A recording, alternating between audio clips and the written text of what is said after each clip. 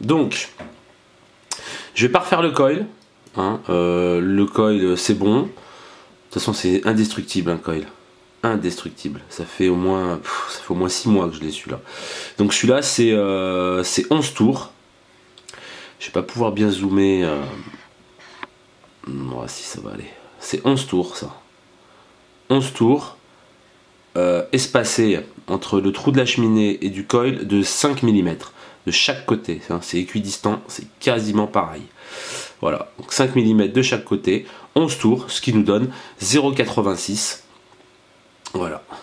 Et c'est du Cantal 0,30. Voilà. Là, super facile. Donc ce qu'on fait, on l'a tout démonté bien sûr. Enfin moi je l'ai tout démonté, je l'ai tout nettoyé. Je fais ça à chaque fois que je refais mon coton, tant qu'à faire. Ça me prend 2 minutes de plus. Donc voilà, on se retrouve avec tout ce qui est démonté. Bon, on enlève le Cantal, on n'en a pas besoin. J'ai mes 2 nuages de coton. Hop. Avec la caméra devant la gueule, ça n'a vraiment pas été évident, mais on va y essayer. Alors, moi ce que je fais tout de suite,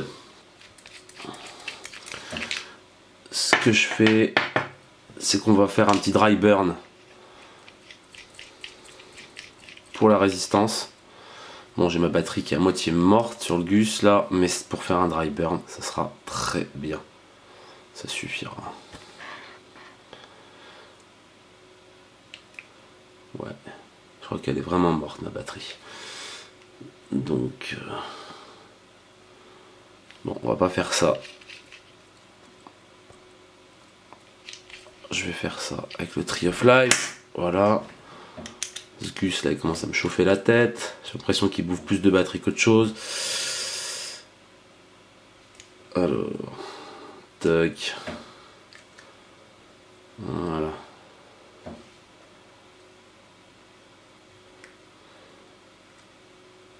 Voilà, ça part bien de l'intérieur et ça va dans les extérieurs.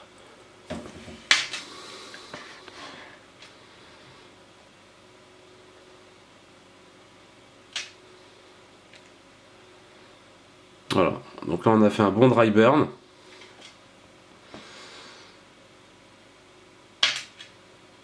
Voilà, c'est bien propre. On y laisse un petit peu refroidir, on va pas mettre le coton tout de suite parce que sinon on va pas s'en sortir, ça va le brûler direct. Donc voilà, moi ce que je fais, j'ai pris un petit nuage de coton, voilà, que j'aère bien. Alors par moment ça va être flou dans la vidéo, normal, j'ai un appareil photo que je maîtrise pas du tout pour faire mes vidéos. Et donc voilà, donc là je l'ai super bien aéré. Et une fois qu'il est bien aéré comme ça, à la limite de se péter dans tous les sens, là on va le renrouler en le tirant.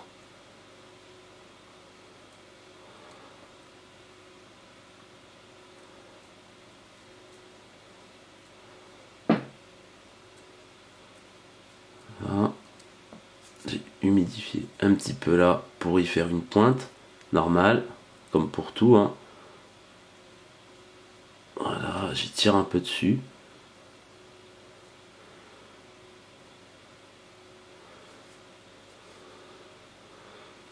Voilà, et là je le roule bien de l'autre côté, ça va être plus simple après. Voilà, on se retrouve avec ça en fin de compte. Super simple. Bon après, vu que mes pointes elles sont toujours pourries et que je le rappelle, moi le diamètre de mon coil ici, il est de 1,3. Allez, le Gus qui se casse la gueule. Donc 1,3. Donc 1,3, c'est super petit quoi, super fin. Donc il faut bien. Moi je le fais en 1,3 parce que c'est celui qui passe mieux, je le trouve. Parce qu'il faut pas le faire trop gros le coil, parce que sinon avec la cheminée, c'est mort. Donc soit on le tire avec le doigt, soit avec la pince à épiler. Alors je vais essayer de faire quelque chose là, mais je promets rien du tout. Voilà. On tire. Voilà. On tire en même temps, voilà. Et là c'est bon. Là on voit il bouge, donc c'est bon. On le laisse comme ça, on n'en parle plus, on va faire l'autre tout de suite. Voilà. J'essaie de me speeder pour pas faire une vidéo de 3 heures. Toujours pareil. Je J'écarte le nuage. Là, j'en prends vraiment pas beaucoup de coton. Là, j'en ai pris largement trop, hein, parce qu'on va le voir. Hein, je vais en couper. J'ai drôlement en coupé, quoi. Hein. J'en ai pris de trop, mais bon. Voilà. Voilà le coton. Hein. Je veux dire, limite, on voit à travers. Hein. Voilà. Pareil. On l'enroule tout doucement. On l'écrase pas. On l'enroule tout doucement. On étire. On l'enroule. On le tire délicatement. Comme pour faire une pâte brisée. Une pâte brisée avec 4 œufs, 150 g de farine. Voilà, c'est le même principe. Voilà, tac. Après, j'humidifie un petit peu le bout avec de la salive humaine. Voilà. C'est pas mal, là. Franchement, c'est vraiment pas mal du tout. Le mec qui jette des fleurs et tout, ouais, c'est vraiment pas mal, hein, franchement. Voilà, petit coup de ciseau sur le bout. Alors, donc là je vais être hors champ parce qu'il faut que je le passe dans le trou du coil, sinon je vais rien voir. Voilà. Donc là,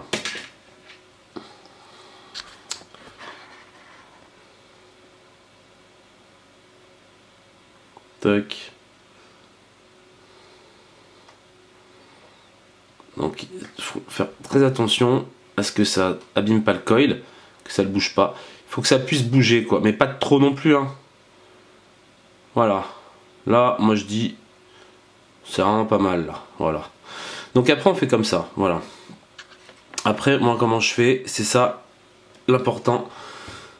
Voilà. Donc vous voyez, j'en ai mis largement de trop. Largement, hein. Mais limite avec ça, je refais deux coils. Hein. Mais bon, c'est pour vraiment montrer. Ce que je fais après, on y voit ici, là, en dessous. Donc on arrive, je sais pas si je réussis à faire quelque chose comme ça. Là. Ah là là, il est pourri ce truc. Voilà, on voit les rigoles. On voit la rigole là. Hein, ici, on voit la rigole. Donc moi je vais couper mon coton. Tac, voilà. Moi je vais couper mon coton. Je le mets comme ça, du style un petit centimètre. Voilà. L'autre côté. Ouh là là, ça fait pas de mise au point automatique, hein, malgré le prix, hein, faut pas croire. Hein. Malgré le prix, là, tac. Si on veut vraiment faire les trucs bien aussi, quand on le coupe, on peut le couper en biseau comme ça. Un petit peu en biseau là. C'est bien. Parce qu'après on peut le placer dans la rigole. Nickel. Voilà. Et là. Alors là, bon. Si ça fait pas pareil, c'est pas grave. Enfin. Si t'en as un peu plus. Un petit peu moins. Là pour l'instant c'est pas grave. C'est pas là que doit venir le problème. Maintenant ce qu'il va falloir faire, c'est le placer. Et pour le placer maintenant, il faut l'humidifier. Moi, c'est ce que je fais à chaque fois. Et c'est vrai que c'est drôlement mieux. On arrive à le placer comme ça dans les rigoles. Donc ce que je fais, je prends mon Red Aster. Hop. Bon là, rien de passionnant là sur cette partie. Je vais bien humidifier le coton. Comme ça, il va gonfler en fin de compte. Parce que si je l'humidifie pas, et ça j'ai essayé dans tous les sens, hein, on peut faire le plus beau coil du monde, le plus beau montage en coton, et ben si on l'humidifie pas, ça sera un dry hit après. Franchement, il y a 2 chances sur 3. Parce que c'est là qu'on va voir qu'on met trop de coton. Quand le coton va gonfler, ça va boucher la rigole. Ça fait que le liquide, il va pas pouvoir arriver dans le coil. Et donc, dry hit, assuré, obligatoire, impeccable. Voilà. Un bon dry hit dans la bouche. Tandis que là, il n'y aura pas de souci, franchement. C'est garanti. Voilà, on remouille l'autre. C'est vrai que ça fait de la longueur en vidéo, mais bon.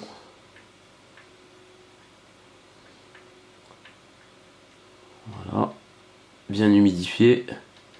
Savoir qu'un coton, enfin moi je fume qu'avec le fogueur. Et mon Red Aster là, avec du halo mélangé dedans là, du Sub-Zero. Et personnellement,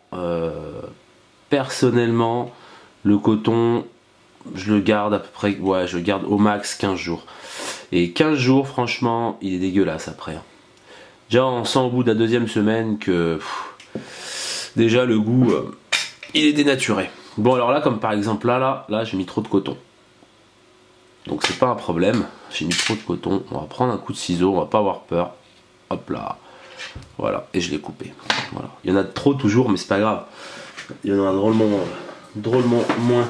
Ce que je prends après, je prends une aiguille, moi, personnellement. Et c'est là qu'il faut ouvrir les yeux.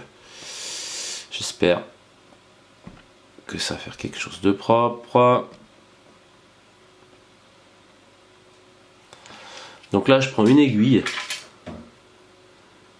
Et je viens y mettre dans la rigole. Mais je ne mets pas totalement dans la rigole. Je monte. Je travaille le coton en fin de compte. Hein, je travaille le coton. Et je le mets comme ça sur les bords. Le coton. Et là, pour qu'il y ait juste la pointe du coton qui va dans la rigole. Mais pas jusqu'en bas, juste là. Juste là, pardon. Et pas jusqu'au fond. Juste ici, là. Mort d'1 millimètre dedans, c'est tout. Le reste, je le place en haut. Et il faut bien le placer parce qu'après, sinon avec la cloche, ça va gêner. Pour le deuxième, c'est pareil. Voilà. Là, pas de souci. Et on le place comme ça. Hop.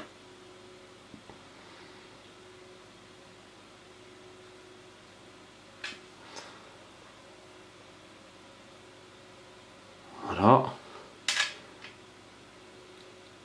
Faut regarder, bien veiller que le coton se mette pas sur le pas de vis. Parce que sinon quand on va visser la petite cloche, bah ça va limite foutre en l'air tout le montage quoi. Il est vraiment très simple cet ato, très simple. Une fois qu'on l'a maîtrisé une fois, c'est fini après. On en a fait le tour.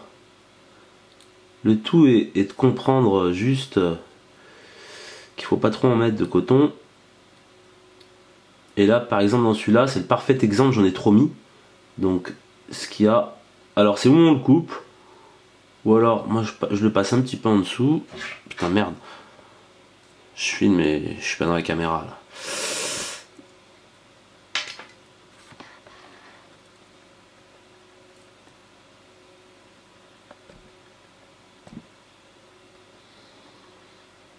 Alors là il y en a un peu de trop, mais c'est pas grave.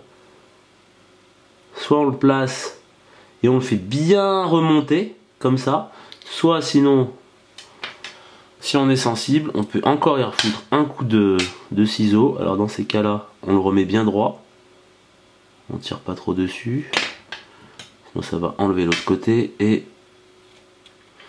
voilà, et encore on peut en mettre un petit coup. Voilà, donc faut bien commencer avec un ciseau qui coupe super bien parce que sinon c'est clair que un peu la merde. Voilà, donc là on replace l'excédent derrière. Voilà, et là franchement il n'y a pas de problème. Voilà, dernière vérification, on vérifie que le coton il n'est pas sur les pattes vis, qu'il est bien dans le trou. On vérifie que ça obstrue pas tout le trou au niveau de la longueur, faut pas que ça aille jusqu'au fond. Et puis quand je place mon aiguille, voilà, j'ai de la place, limite mon aiguille elle rentre dans le trou malgré le coton. Voilà, c'est ça en fin de compte l'histoire. Voilà, et celui-là il est redescendu, hop, on le cale, et voilà, il n'y a pas de souci là. Là,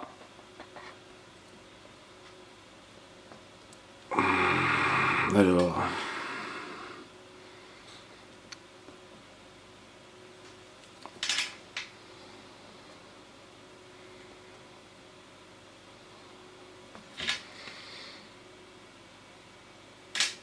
là franchement je peux pas faire de mise au point.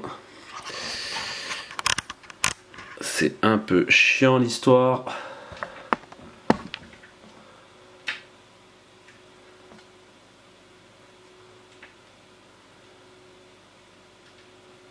Enfin, ça donne ça là. Voilà.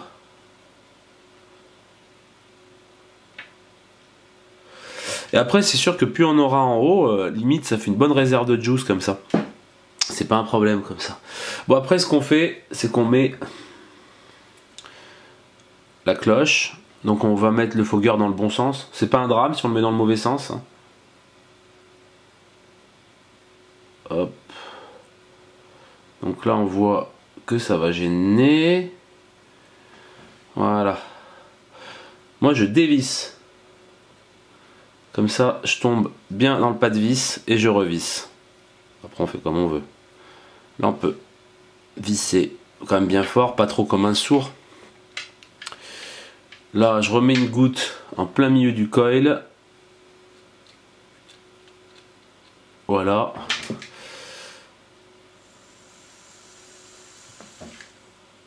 Voilà. Et là, catch fire, il n'y a pas de souci. Ce qu'on fait, on remet. Voilà. Tac.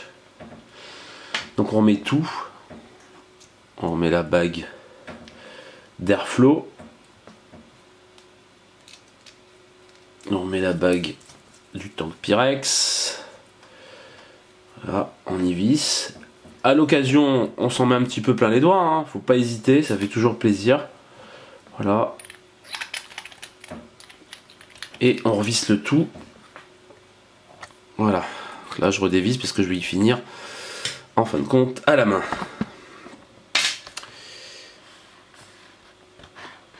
Hop là. Alors, là. Alors moi j'y serre un peu quand même. Bon après voilà. Faut quand même y serrer un minimum. Une fois que ça c'est fait, on trouve un tournevis. Une fois qu'on l'a trouvé, on dévisse. Tac. Et puis par superstition, une fois que je refais un montage, je fais jamais le plein. Parce qu'on sait jamais si le montage a foiré. On sait jamais, après on n'est pas des machines, donc... mais bon, à 99% je suis sur mon montage, mais... Voilà, j'en mets toujours la moitié, comme ça, à la limite. Ça fait toujours moins cher récupérer la moitié que le tank plein. Voilà. Ça c'est fait. Je remets la vis.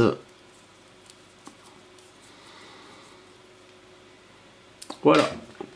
Un petit coup de chiffon. Hop. C'est tout propre, c'est joli. Je revisse. Voilà. Et perso, moi je laisse toujours un petit peu, mais un petit peu, je laisse 2 minutes quoi. Genre, histoire que le juice monte bien dans la colonne et dans les chambres d'irrigation, les 4 chambres qu'il y a sur les côtés. Puis après c'est bon, on peut vaper quoi. Pas de souci. Bon voilà, on a attendu 2 petites minutes, enfin presque. Et voilà. Bon, j'y laisse sur le Tree of Life, le mode là, peu importe, hein. Peu importe, c'est une 18500 chargée à bloc. Voilà. Tac, j'ai ouvert un petit peu l'airflow. C'est parti.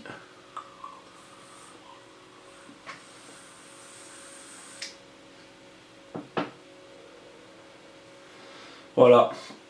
Et j'ai une super bonne restitution des saveurs parce que mon coton il était noir de chez noir. C'était un truc de dingue.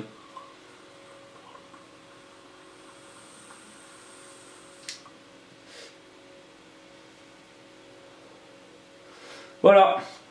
Et ben en espérant que la vidéo t'aidera à faire le montage.